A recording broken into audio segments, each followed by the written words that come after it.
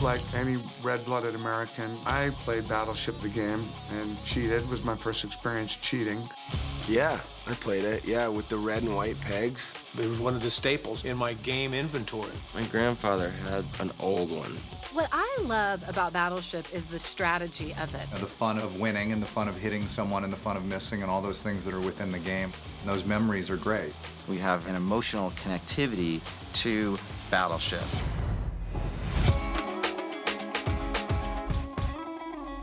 First of all, Battleship has been enjoyed for nearly 40 years around the world in more than 30 countries. So it is not an American brand. This is actually a global brand. And it's known as Battleship or naval battles everywhere around the world. When we decided to do a movie based on Battleship, we decided from the outset we're going to embrace it.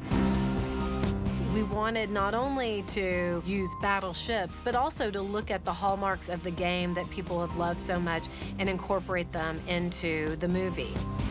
As in the game, our ship is blind. All our radar capability has been taken away early on in the fight with the aliens. As a result, we are hunting for them in the dark. Similarly, when we were talking about what kind of weapons the aliens should have, and one of the designers from Hasbro suggested to us using a bullet that looks like a peg. We want it all to feel very much like the game, that it's us versus them. It just happens to be aliens this time. The next step is, who's the perfect person to direct that? You had to find somebody who really liked the idea of the military, but the Navy in particular. And that brought us to Pete Berg. For a minute, they reveal themselves. It's above, and that's the front. You're looking down at the front of it. For me, Battleship was a natural fit because my father was a naval historian, so I was exposed to naval history at a very early age. Spent a lot of time at a lot of Navy museums. But for me, my relationship with the Navy in particular started with me writing a script for hopefully my next film. And through that, I got to know a lot of folks both in the SEAL community and also the big Navy. And so we were afforded this luxury of the cooperation from the military. Peter Berg, welcome aboard. Nice to meet you. How are you? How's everybody doing today? Good. Thanks for having us on your ship. No worries. Looking forward to seeing it. Typical Pete Berg. You know, he gets completely immersed in whatever the idea is. And if you give him any opportunity to get onto a Navy ship, he'll take it, you know, with alacrity. Isn't the chair facing the wrong way? Just out of curiosity. You've got these amazing ships. And then the backdrop, of course, is Hawaii. There was a fair amount of scouting for this movie. Location-wise, started to drift more and more towards Pearl Harbor, which is the meat and potatoes of the film. Also, we looked at a series of ranches around here. The Kualoa Ranch is sort of the 3,000-pound gorilla on the island. Not only is it beautiful, but they're very film-friendly. The ranch is a great place to shoot. You know, obviously other people have shot there before us, but it's got a great look. It was valuable. We definitely wanted to be there. Oahu and Pearl Harbor, it's a place with just, you know, obviously a really rich history, and it was great getting to take these tours and then talk to these sailors and these officers that just, I was really, really happy to get there a couple weeks early just to delve into all of it. We wanted to create an environment where we could do a movie about the Navy, about these magnificent ships, which people have not seen. I mean, I think they're really awe-inspiring when you go on a destroyer. Jeff Benny, nice to meet you. We really got an idea of the atmosphere, what it looks like, all the machines, the different decks, the different rooms in the ship, and the different people and their jobs, and it really kind of helped us to, you know, wrap our minds around that initially. It's awesome, and a DDG just rides smooth. It's so exciting to hear you talk about it. Like, your face just lights up. Just to stand back and watch all the real guys do what they do best, you know? Just try to absorb and soak it in and use as much as possible. We have a sortie of inbound potential hostiles. Need you to keep your head on a swivel. We got a combat and air team fully manned. It was really special, getting these private access tours. Most of the time, I'm going to be in CIC, Combat Information Center, or Combat. That's where I'll fight the ship from. Talking to the captain, going down to their CIC while they're out there. And that was really great. The kind of rule of thumb with the Navy was if you can piggyback on an event that they're doing, they're very happy to let you be part of it.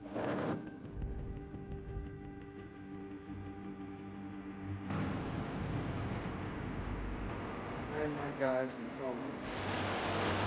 Well, what we're doing is we're starting the process of trying to figure out just how we're going to film out at sea, which is something that conventional wisdom tells you one of the stupidest things you could possibly try and do is make a movie out at sea. This is a very stabilized boat, so we're going to take her out into the high seas. We're hoping to be able to do some ship-to-ship filming. And in the last 2 days, I've eaten 25 pounds of garlic shrimp, 18 pounds of garlic ribs, and I had about 75 pounds of garlic-crusted edamame last night. So this should be an interesting boating day.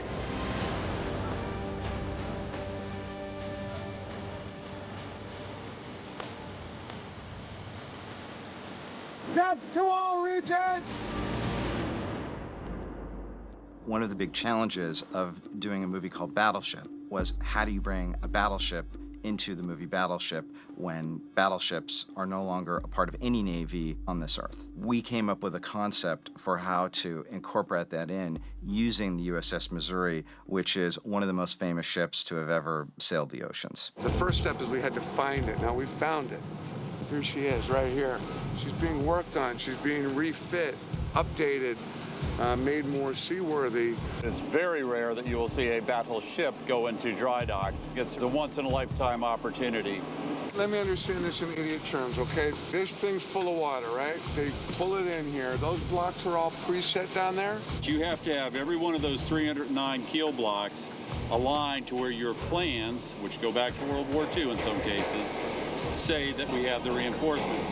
And that's what our naval architects studied for months, is where exactly do we place those blocks and get the ship in exactly within an inch. They have to be, the tolerances within 1 inch. They have to be exactly in the right place or you'll damage the hull. And then adjusting the ballast in there to make sure it's perfectly level as it goes down. What we're trying to talk the Navy into doing now is letting us take a little detour with her, where we take her, refurbished, sherried out, looking spectacular, out into the ocean. In January, before production began in August, we were able to tow the USS Missouri off of its dock and into open water. We're going to pump almost 500 million gallons of seawater into this dry dock here, the largest of our dry docks here at Pearl Harbor Naval Shipyard. We're going to be pulling this 55,000-ton, 887-foot-long battleship by rope. And then as soon as it reaches the entrance, as soon as it gets outside what we call the sill, then we're going to have 4 tugboats come up, snuggle up against the side of the Missouri, and escort her back to her place of honor over at Ford Island. We've got a camera boat, and we've got an aerial unit, then we got Lucas, the handheld beast, gonna go handheld on the actual ship, so we're gonna cover it every which way. I mean, it's just one of those moments. Production design-wise, if we're not going to be on a ship and show their bridge and we're going to build a bridge, you want to have access to their schematics and all the things so that everything on the bridge is accurate to what it would be like to be on one of those ships. You think I just made this up? Because we had spent a lot of time with the Navy and toured a lot of the ships, there was a pretty clear understanding of what you could physically do on a real ship and what you would have to build, you know, as a set. This is an engine room, or at least half of an engine room. It has the feel of it has the character of it, and it has all of the proper pieces of equipment. Everything that you see in here are things that are actually in an engine room. We got real jet engines. We built them into the set. We built the whole set from scratch. We are platformed, and with the upper level, we had a graded ceiling with sort of gantry beamed panels that we dressed behind some, but without having to build that whole part. The bridges were one of the biggest action sections in that the entire bridge needed to be on a platform that moved so that we could slant it, tilt it, make it roll with the ocean waves, etc. Our technical advisor walked through and goes, well, it looks like you're really on the bridge. That I'm very proud of the work that our crew had done to make this actually tie in with the real ships that we were on when we built the set pieces. They look like the real ships.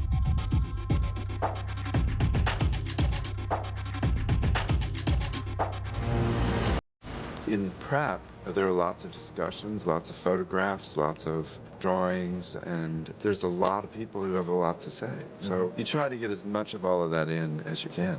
It's the fun part, collaboration. There's certain projects that you just feel a filmmaker has in their blood to do. It's meant to be. And this feels like one of those for Hepburn.